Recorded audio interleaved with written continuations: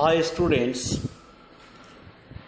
I am Dr. Naveen Kumar Jha, Associate Professor in English, RAGS College Ahilyasthan under KSDSU University, is talking about the poem named Sham of Life. We must have read this poem and come to the conclusion of the poem that is very much encouraging for the people to live lively and meaningfully. This is the poem which is full with elation for the man to go ahead and make every day a fresh day to add glory to the journey of life. Now, we are going to have a look at the text, and at the same time we are going to deliberate just on the poem very shortly but very meaningfully. We have divided this discussion in many parts. Today it is just a prologue to the poem that we are going to speak out. It is the very first line, footprints on the sand of time. We know time is the recorder of our action. We simply may go off the world, but time can show our work to the future generation. Actually, in life we are moving ahead and making our footprints imprinted on the sands of time. So, we, by our action, do our life imprinted, which is to be read and reread in the time to come. The poet, in the first few stanzas, is going to negate the views which have been established in society for centuries. You know, we have been told so many sad stories of life that life is an empty dream, it is meaningless, ultimate game of life leads us to the grave. Why to be so active in this life when finally our destination is grave, and so on. These are the axioms which have been told to us, and we notice that these are not going to make us participate in the life very forcefully, very hopefully, very enthusiastically.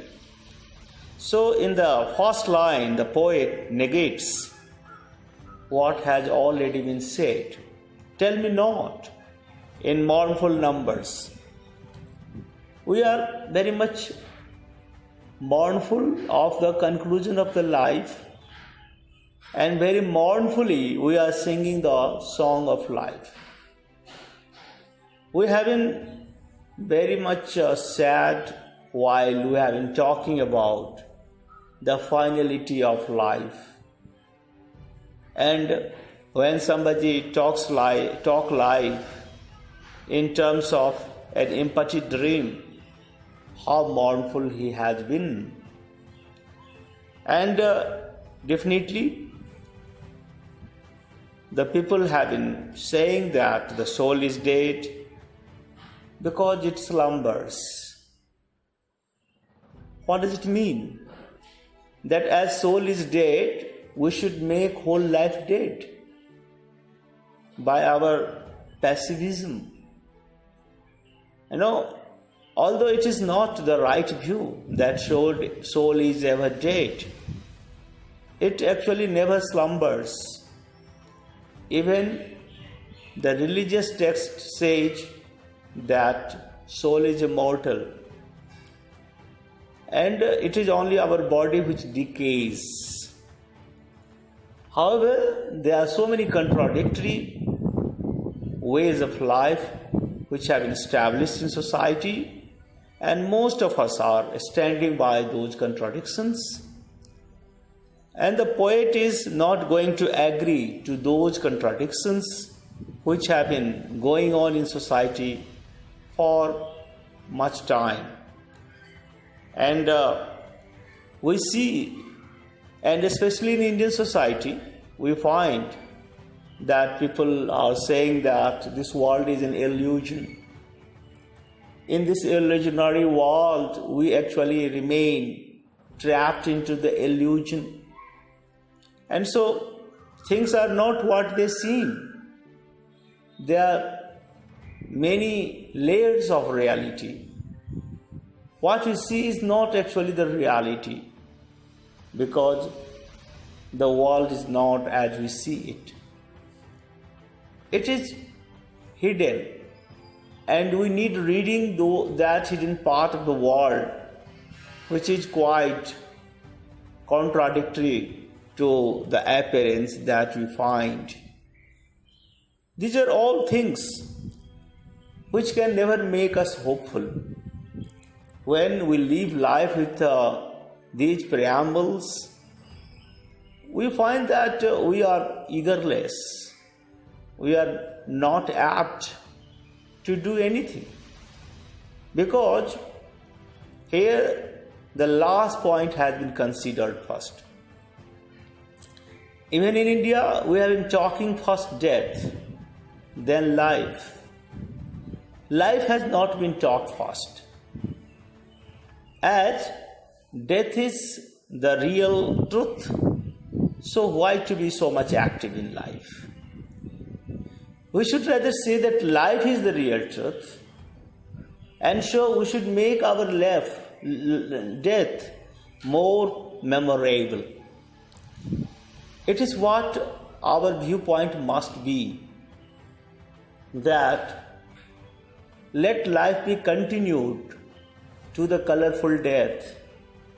But here, what we have been said time and again is the fact that death has been discussed first. Death has been very negatively discussed first. That it robs all our actions, it robs our life, it wastes our life. And so whatever we do in our life is meaningless. Ultimately, our aim should be not for this life, but for the afterlife. Because this life is not going to give you back anything. With death, everything is finished. But the poet does not accept this kind of preamble to life, and the poet is going to establish a new fact of life, that life is real, life is earnest, and grave is not its goal. It has been said that grave is goal, but the poet says no, it is not its goal. It has been said that life is an empty dream, but the poet says no, life is not an empty dream, it is real, it is earnest. So whatever he had said in the previous stanza has been negated, has been reset into the second stanza. And this resetting is quite contradictory to the setting of the first stanza. And we are rightly said that dust thou art, to dust returns. The Bible also just propagates this view. It is all for material world that one day it is just to go to dust. But what does it mean? It doesn't mean that whole life is going to dust and nothing remains to talk about, nothing remains to remember. We can say that our soul is not going to dust. It will always remain. It is one thing. And it is soul which is the master of this life. It is not the body which is the master of this life. Body is simply the instrument of the master through which master does certain work. So when instrument is lost, master does not stop working. He is making a new instrument to work on. So life actually must be worth living. It must be earnest that we can do something sublime, something better in our life. We should live life very happily instead of living a very sad life in some corner of the world, waiting for death, waiting for that mournful day when life is over.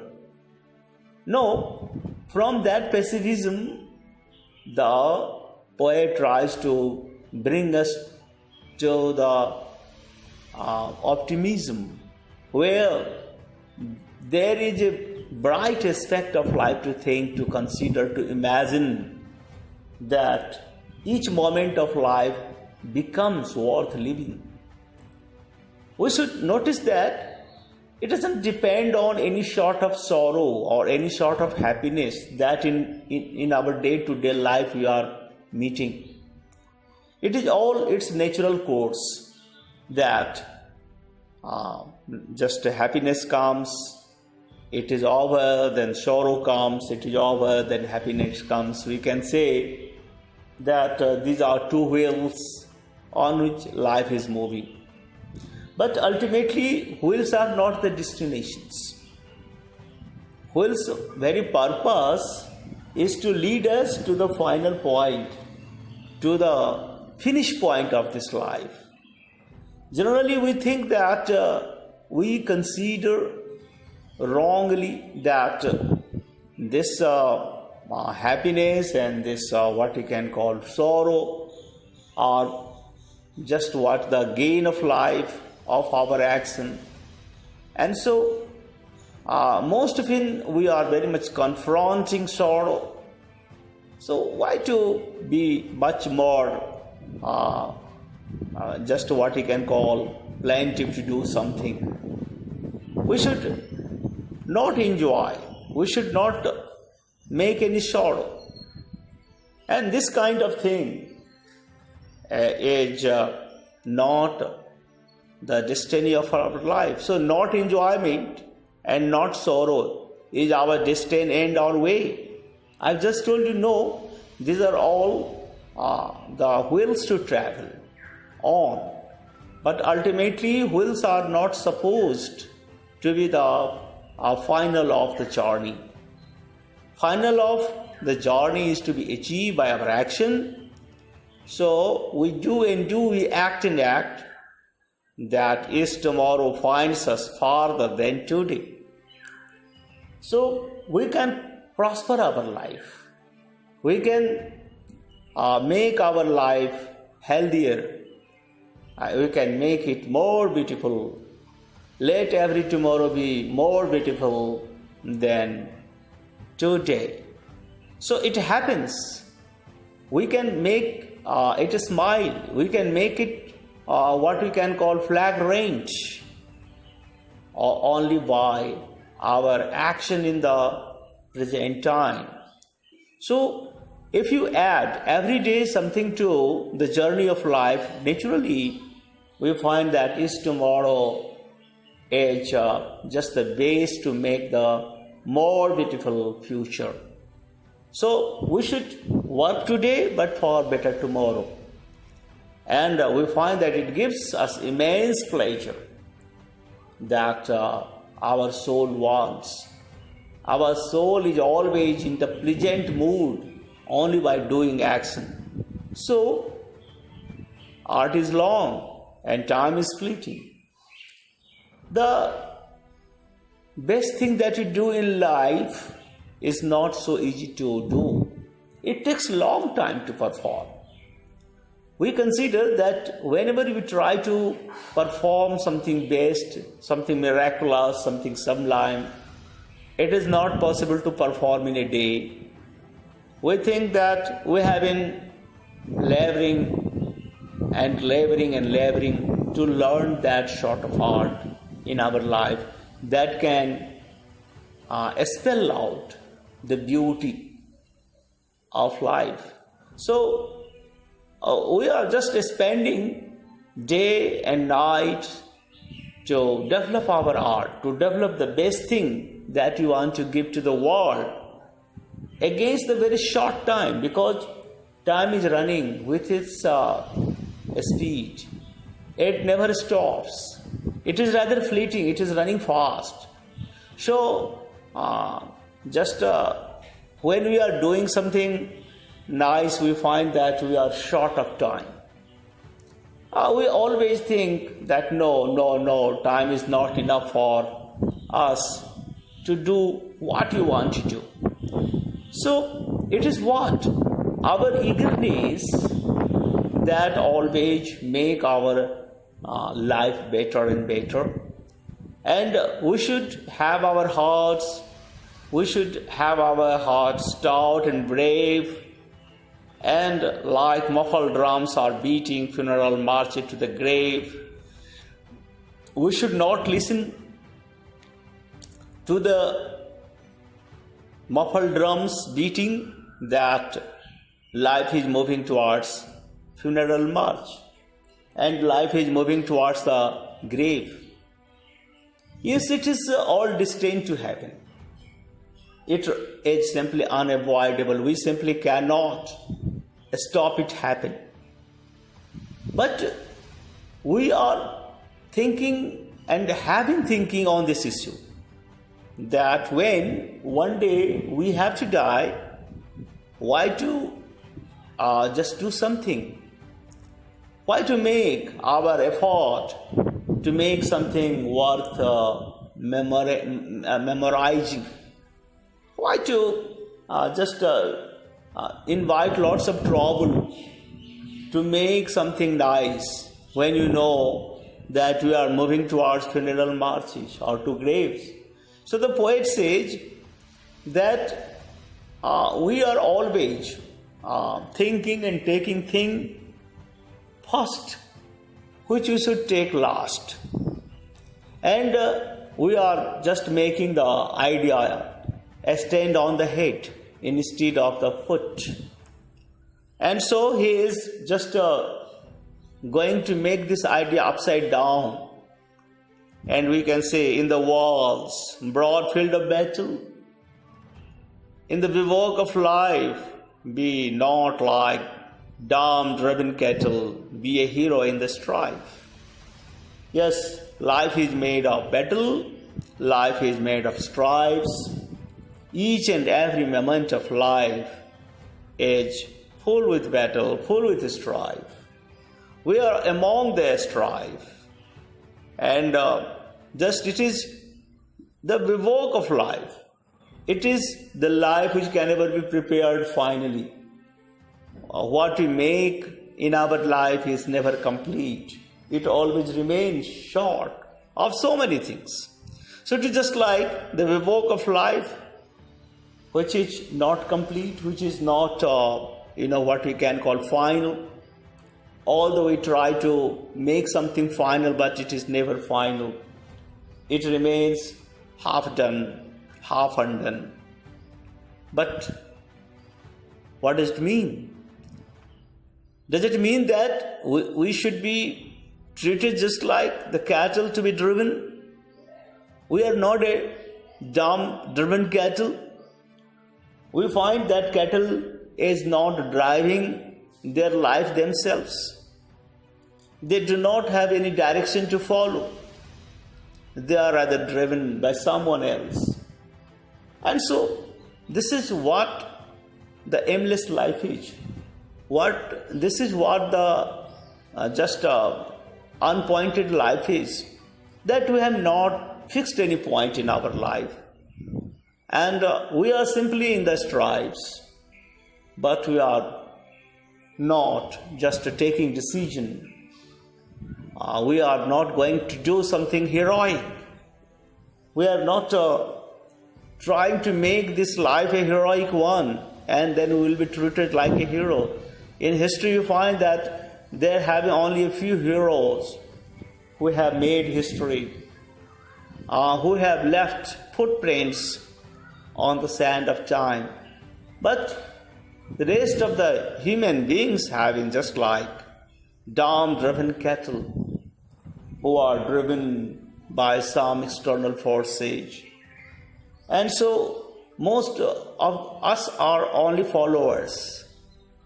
We follow others. And the person who always follows other does not do anything heroic in the life. A person who is always doing individually something different, something more prosperous, can be treated as hero. So trust no future, however pleasing. Let the dead past bury its dead. Act in living present, heart within and God overhead. It has been seen that you are fond of reading history. We are fond of imagining future, but we do not want to stay in present to do something. So we can say that the past is gone. We should not go back to past again and again. Yes, it must inspire us, because when you read the history, it is full with the heroic deeds of so many great persons who have left their footprints on the sand of time. But it is not only reading the historic jobs of those people we can make our life historic, unless we do ourselves in the present time. We should not be a viewer only. To view something may be encouraging for us. It may guide us. It may make us do something. But unless we are doing, we cannot be a hero. So we should be doer, and we should do in the present. So we remain in the pages of history to read, and we say that we are preparing ourselves for the future fight. We are not ready to fight this time. We will take some time to fight, because we are just going to be inspired by the acts of some great persons. These are the explanations that we find and we make to be inactive, to be in the pages of history. And we also say that future is much more imaginative. Here there is no conflict to imagine. There is no strife in imagination. It is just barrierless. It has the whole horizon to travel, and we travel just across the horizon. But when we start traveling in the present time, we find, it is not as easy as we have been traveling in our imagination about the future. So that should also be not very much dominant. So we should have just a few remarkable things from the past to get encouraged. We must have our dreams for futures, but these are not enough unless we act in the living present. We have belief in ourselves, and we have trust in God.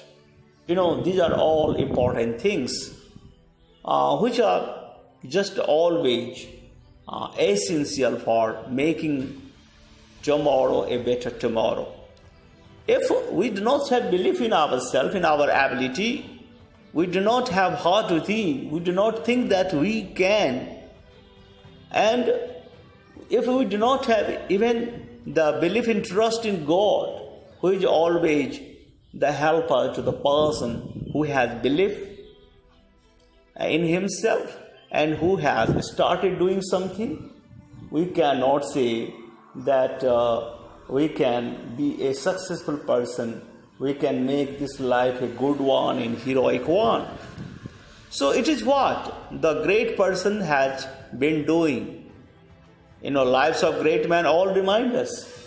The poet has read history, and poet has read, the action done by Jesus, and so many great persons, prophets, who have just left footprints on the sands of time to remain till the time is moving and moving. It is not only for a short future that they have left their footprints to observe. And it has so deeply been imprinted that it will remain till the time remains. So we can say that these are all going to make us remind, and it reminds us of our value, of the value of life, of our hidden strength that we have not realized. We too can make our life as heroic as those people have made. So our lives can also be a sublime one when we have belief in our action and when we have done everything having the trust in God. So we can say, and departing, leave behind us footprints on the sands of time. We too can be a heroic personality.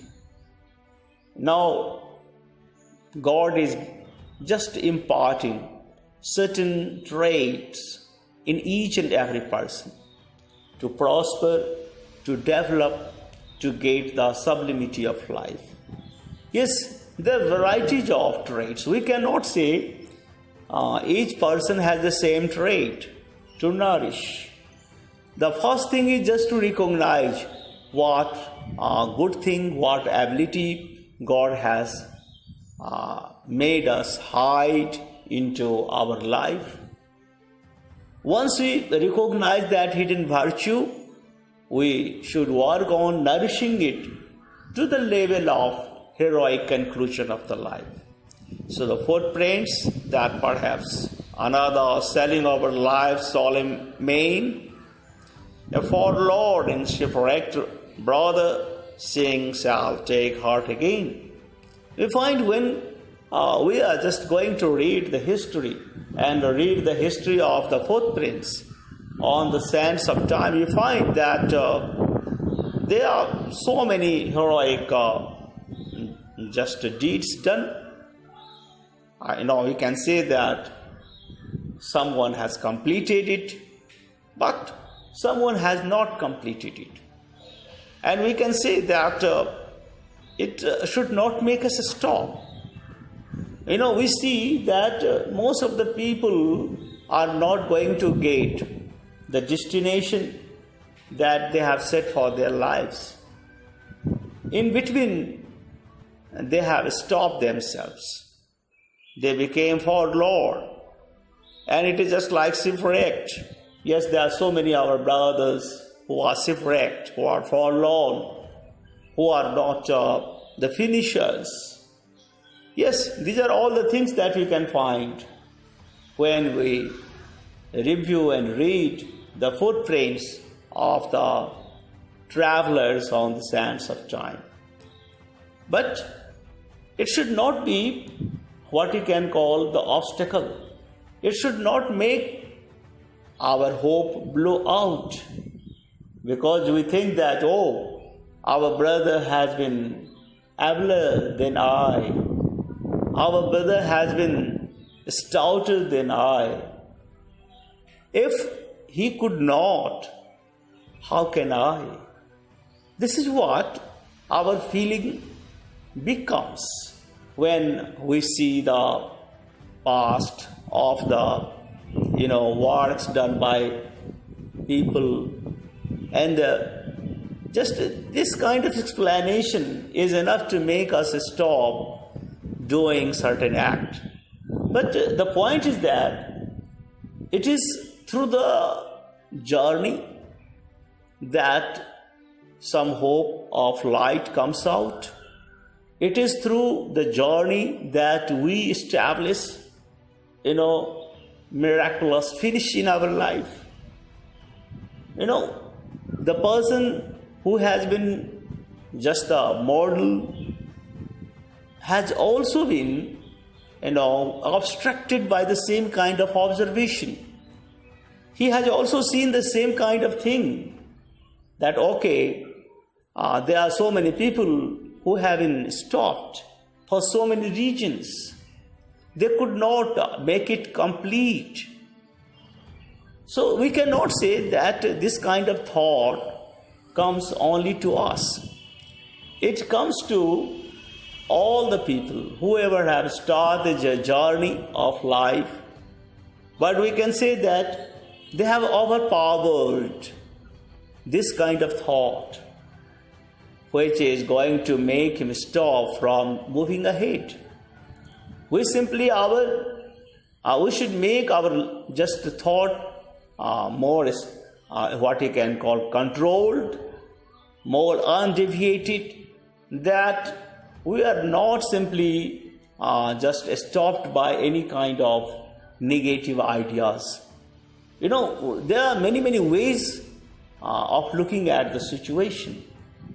We can say that because most of the people are negative, to draw the conclusion, so we are also going to see that negative conclusion of life instead of anything positive. So the poet is saying, let us then be up and doing.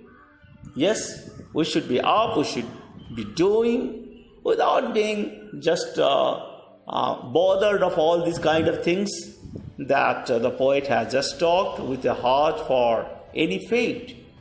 So fate is not in our hand.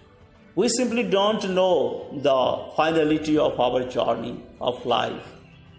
We do not think and imagine, accept certain kind of imagination for better future.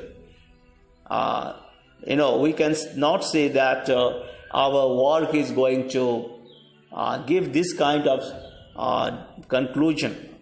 We are simply not making any kind of fate before we have started our journey.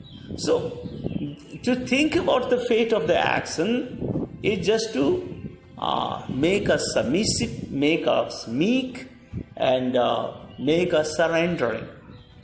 So still achieving, still pursuing, learn to labor and to wait. It is what the Gita also says, that we have to work and we have to forget. Here the poet says, wait of the result, because it is not in your hand. But the Gita says, do your work and do everything in the name of God. He is just going to give you the result, and He is going to write your fate and so on. So we should wait, because we have done our work excellently. We have belief in our work. We have belief in our trust. So we should wait for the good of the work that we have done. So we cannot say that it is just the negation of the idea with which we live. We can live always to do and to do and to do. So here we have some important words that we have collected for you. We know it is mournful. We already know that this is an adjective made of the full suffix, and it means plaintive, doleful. Earnest is also an adjective. It is sincere, devout, Destined is also used as the past participle form of the verb in adjectival form, that is bound. Then we have fleet. It was actually fleeting. And the main word is fleet here, which means swift, hasty, stout, adjective, sturdy, muffled, adjective, softened, dull, funeral, that is the ceremony for burying. Bivouac, a temporary camp without tent or cover. We have the word sublime, that is adjective, grand and grave. Forlorn, lonely or unhappy. And the last word that we have chosen for us is shipwrecked, that is destroy of ship. So we have just discussed very important part of this poem. We have gone through the lines, and we have actually made certain kind of the cursory view of the poem. It is not the deep analysis that we have made today. It is just from the lines that we have tried to understand something that the poet tries to convey to us. And further, we are going to make a deep analysis of the poem. For the time being, we stop here. Thank you very much.